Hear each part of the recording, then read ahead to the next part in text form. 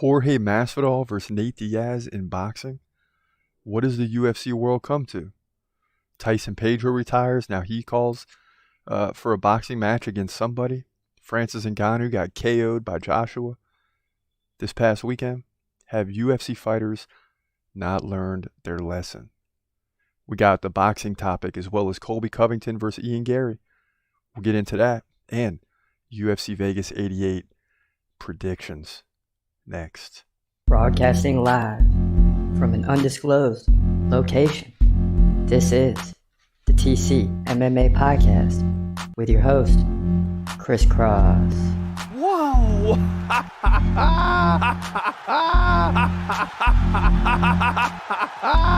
Dana White privilege. Let's go, baby! Let's go! Let's go! Let's go! Let's go, baby! Dana White privilege. Privilege. Privilege. Yes. It's your boy Chris Cross.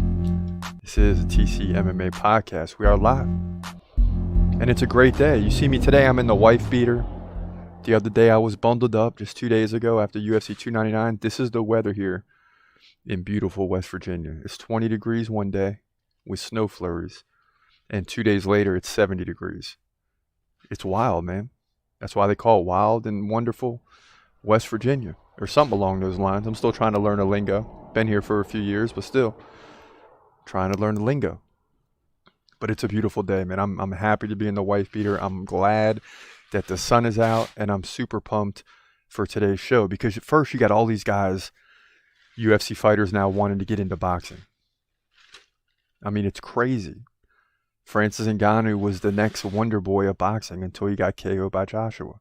Now it's like, what's next? You might as well give up boxing. I mean, UFC fighters are not boxers. And all of you that want to see this stuff take place and really think that UFC fighters are going to go in there in boxing and beat professional boxers, because it's not going to happen because the skills are limited. There's no takedowns. There's no clinch. As soon as you touch each other, the ref breaks you up. It's not like a real fight. It's boxing. In a real fight, if someone clinches you up, hey, there's no one there to say, time, break you all up. It's not going to happen. So UFC fighters are at a clear disadvantage because their skills are thrown out the window. And now they're just limited to striking. And Francis Ngannou can strike, but he can't box. You know, he can catch you once, then dive in for the takedown, take you down, and ground and pound you till the fight's over. You can't do that in boxing.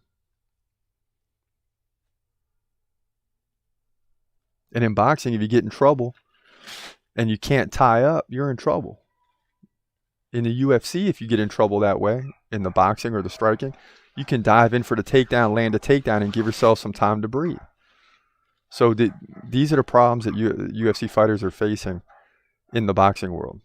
It's just a major, major problem that they're not going to get past. They're real fighters. You know, growing up, we didn't know how fake boxing was. Now we know it's fake. The moment that two fighters are separated, it's fake. The only way boxing is not fake is that the fight starts and one guy KOs the other guy before there's any tie-ups, anything like that. But you're still taking away the takedown defense, takedown ability, all that stuff. All that stuff is out the window. It's just a completely different fight.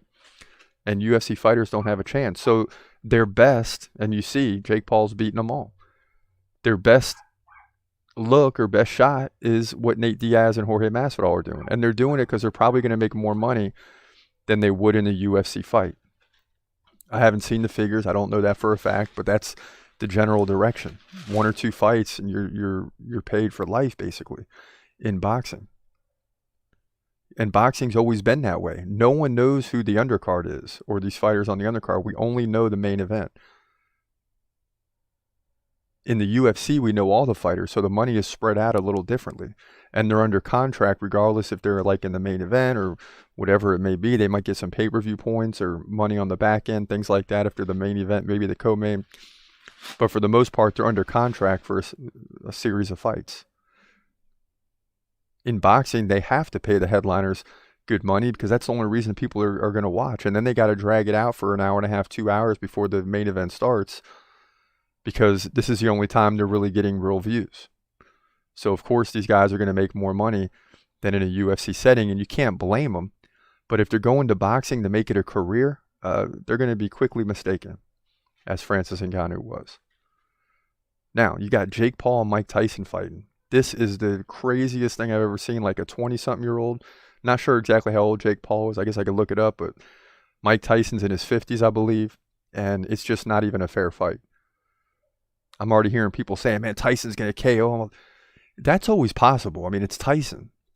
But the reality is, if you saw the Roy Jones Jr. fight, it was so sloppy. They tied up 100 times.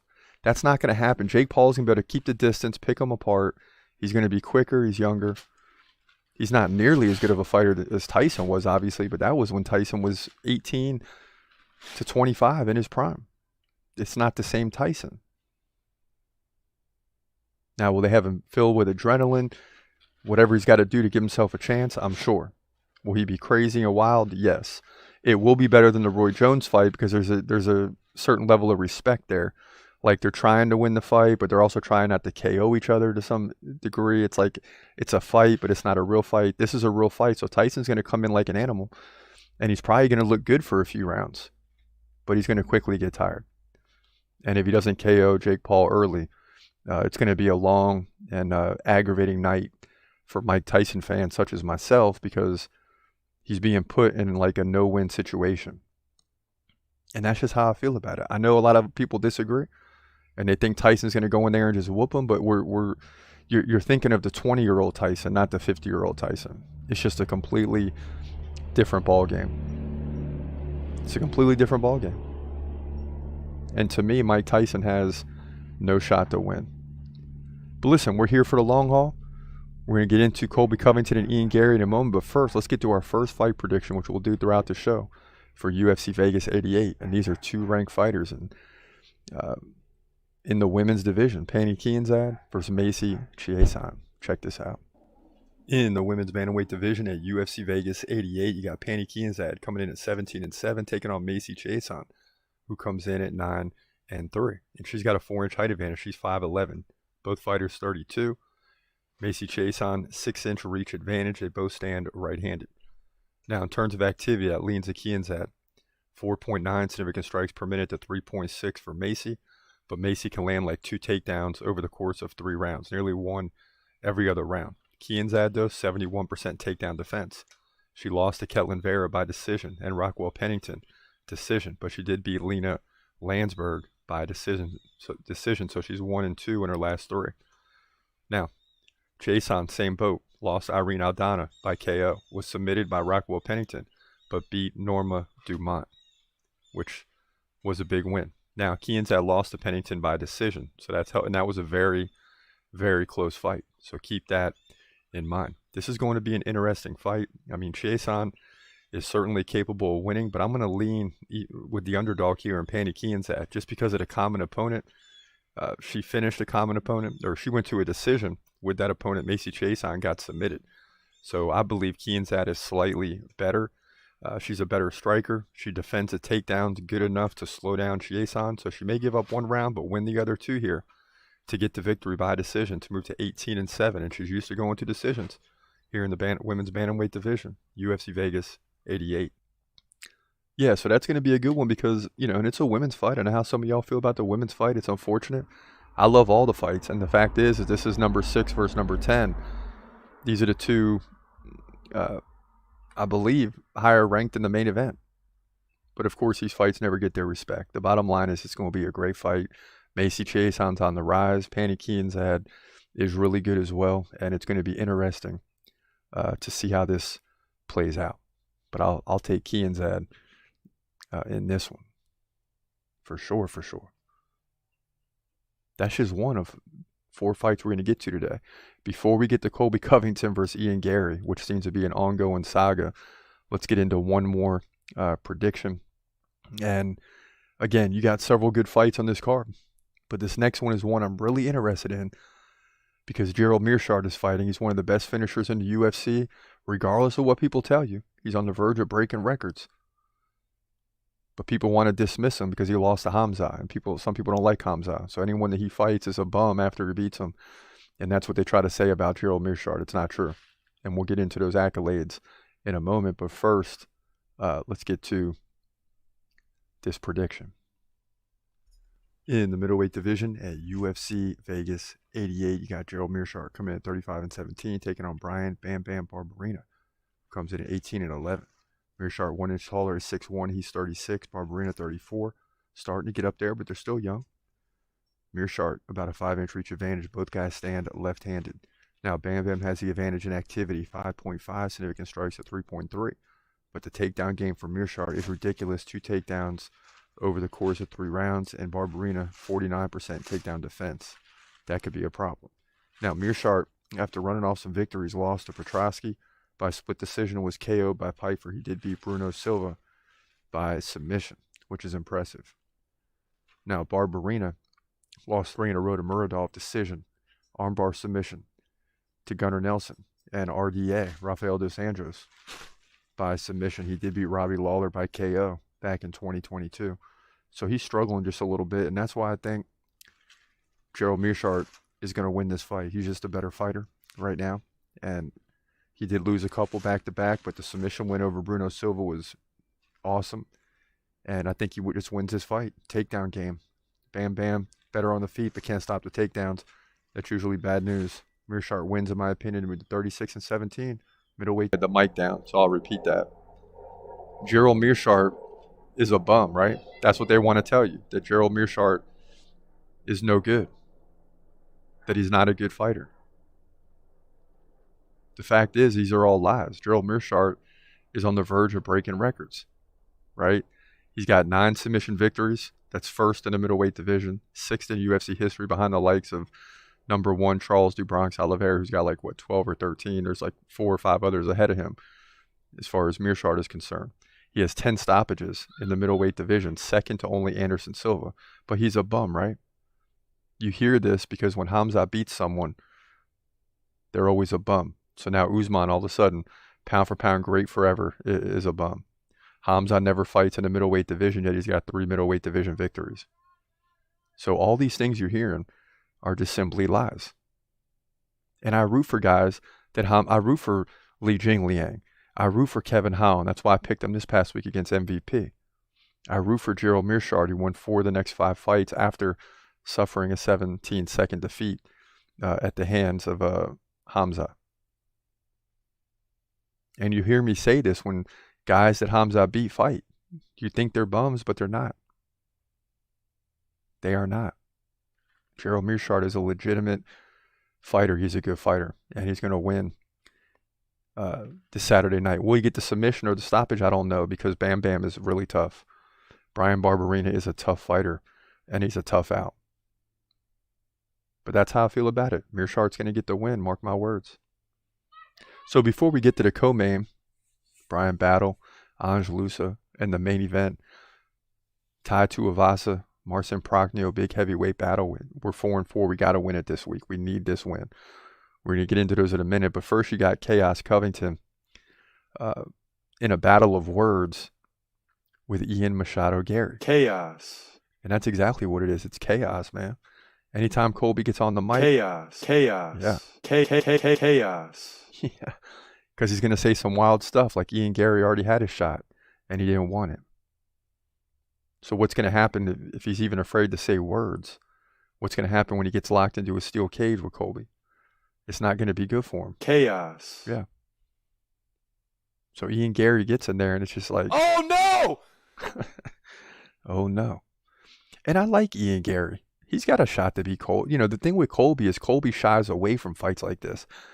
Colby does not want to fight down. He always wants his next fight after this one to be for the title.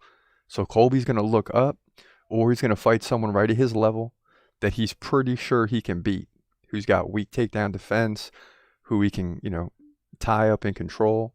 And if you're Colby, there's nothing wrong with that, because Ian Garry is not a lot to gain, but everything to lose type situation. And I hate to say that about Ian Garry because he's on the rise, but if Colby beats him, then they're going to call Ian Garry a bum. So the fact is, you can't really blame Colby for not taking somebody's fights. It doesn't do much for him, especially when he's number one contender behind Usman. You're not taking all these other fights against number 5s and number 6s. You lose that fight, you're not fighting for the title probably ever again. So there's a lot to lose and very little to be gained. And I'm not saying this is necessarily the right path for fighters to take, but this is what Colby does, and he's been successful in doing it. He's going to get himself back to a title shot, hopefully, especially now that we all know and it's been confirmed that he was fighting with an injury against Leon Edwards, and that's why it didn't look great. I still think he can beat Leon, but he's got to be 100%, and he, obviously there can be no setbacks during that fight like there were last time. And I wasn't a believer until I saw that it was for real. I got out here and told you Colby looked terrible. There's no excuses. All these things when he lost to Leon Edwards back in December. It was a terrible way to end the year. We needed that main event to come through. Colby didn't come through. And in watching that fight, it just looked terrible. So the injury later, when it was confirmed, made a lot of sense because everyone's left wondering, especially Colby fans, like, what in the heck happened? All this talk, and that's what we get? It was unacceptable. But that's the way it turned out. Now, as we move forward with this week's fight card, you got an interesting co-main event with Bryan Battle, who's on the rise, taking on Ange Loosa, who gets a big opportunity at a high level on a grand stage. Maybe not in front of a huge crowd, but it's still the co-main event of a UFC card. It's a big deal. So let's get into that prediction right now. In the welterweight division, your co-main event at UFC Vegas 88, you got Bryan Battle coming in 11-2. Taking on Ange Loosa, who comes in at 10-3. Now, Battle 3 inches taller at 6'1". He's 29, Loosa 30. So expect both of these guys to get better, a little bit better at least every time you see them. Battle 3-inch reach advantage. Both guys stand right-handed. Now, the difference is Ange Loosa much more active, 6.3 significant strikes per minute to 4.5 for Battle. And Loosa has a takedown game with over 2 takedowns per round. Battle just under 1 per round. So the takedown defense will be important. Battle 45%, not too good there. Ange Loosa 100% takedown defense. But Battle, despite the numbers, coming off back-to-back victories over AJ Fletcher's submission and a KO of Gabe Green. He did lose to Renat Fakhretdinov. He should have by decision, and it wasn't a good look. He got taken down 7 times. Ange Loosa, 2 fight wins in a row, beating Rice McGee, decision. AJ Fletcher, decision. He did lose to Munir Lazez and Jack De La Maddalena prior to that. So we have one common opponent in AJ Fletcher, but Bryan Battle submitted him. So that's something to keep in mind, and that's why he's a slight favorite in this fight, and I tend to agree. Ange Loosa is a very good fighter and capable of winning, but you got to pick one, right?